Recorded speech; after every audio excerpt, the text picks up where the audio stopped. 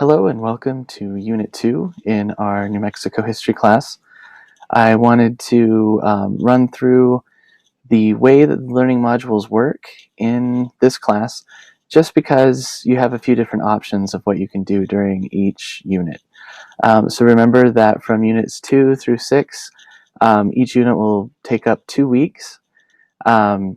All of the information that you need will be located here in the learning module. So as you can see, we're here with the Unit 2 intro and objectives, the beginning of this module. Also note, you probably already have, but this table of contents here on the kind of left-hand side, you can use that to jump ahead to anything. If you need to read the intro and then come back later, you get back here and you're like, well, I just want to jump to the readings, you can click on that. Or whatever it might be. So just so you know that. What I want to focus on during the first part of this screencast is this section here.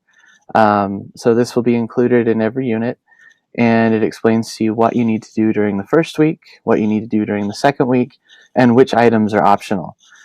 So for example, starting today on June 1st, and maybe you'll watch this later, but starting with June 1st, this unit opens, and during this first week, you will need to complete the required readings and view the film clips.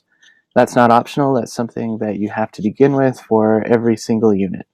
Then you can choose by the first Friday of the unit, so this coming Friday, to either post 15 reading tweets or submit 10 multiple choice questions. And the places to do that are listed below. You'll work on Twitter, of course, for the reading tweets. There's a section of the module to remind you of that. Also, there's a section that will take you to where you will submit your multiple choice questions. If you have any questions about how to do either of those two assignments, you can come over here to the far left-hand side on course content. You can look up reading tweets, or you can look up e-text assignments. That's where the multiple choice question description is. So there's that information, and you can, again, choose one or the other. The overall idea is that you have to earn 225 points for each unit in order to be successful in that unit or to get full credit. So if you want to, say, complete 8 reading tweets and 4 multiple choice questions, then you'll be in a good place moving into the second week. That's only if you want to kind of change things up. It might be just as easy or easier to do one or the other on that. But again, it's an option you have. You can kind of mix and match that how you would like. Moving on to the second week, so beginning a week from today on Monday the 8th, I think that will be.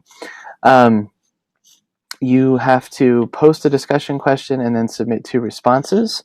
The discussion question is due on that second Monday by midnight. That is the 8th. And then the responses are due by that second Friday or the following Friday. That's the pattern that will follow throughout all of the units when you have a discussion. Blogs will operate just slightly differently, but it's kind of the same idea in terms of the due dates. So whenever there's a discussion or a blog, that is required. It's not optional. You can't skip those and then do other activities in order to make up the 225 points. You can't pass the class without completing the discussions and the blogs because they're the core of our course content and our interactions with each other.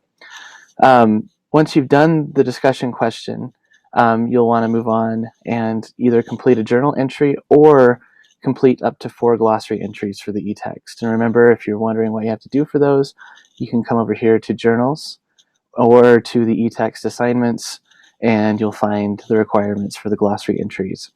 Then below you'll have the unit objectives. So these are the kind of content objectives that we're looking at this unit in terms of what we're covering about New Mexico's first peoples and the early stages of contact and conquest.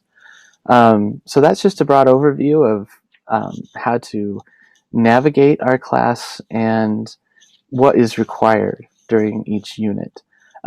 So I hope that you find that helpful.